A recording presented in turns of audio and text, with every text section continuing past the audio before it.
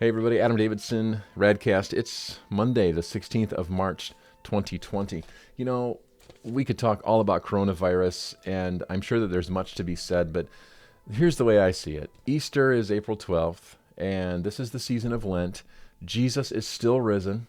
Amen.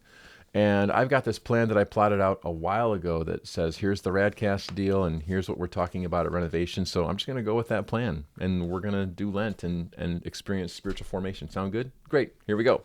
Here's the word, John chapter 4. Jesus came to a town in Samaria called Sychar, near the plot of ground Jacob had given to his son Joseph.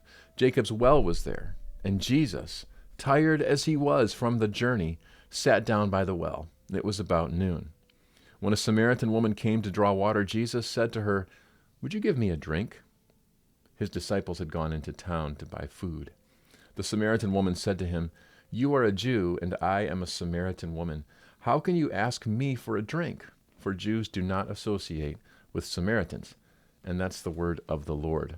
All kinds of theological things could be said. I'm no theologian, I'm just a guy. But here's what stands out to me as I'm praying through this and thinking through it today. Number one, consider the humanity of Jesus. It's so important that we remember that Jesus is like us. He gets exhausted. Like, it's just strange to think that the creator of the world is worn out after a day of walking across his creation. It's just really cool to me. Like, he is not aloof and distant. He is close. He knows what it's like to be a human. He knows what it's like to have a rough day. He knows what it's like to sit down and have his joints ache a little bit. Like, that's Jesus. He's fully human and fully God.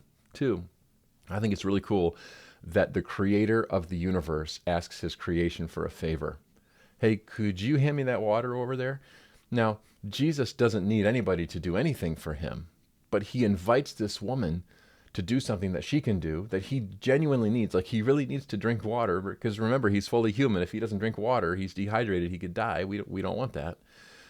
Jesus invites her into this. And of course, he has like a deeper motivation.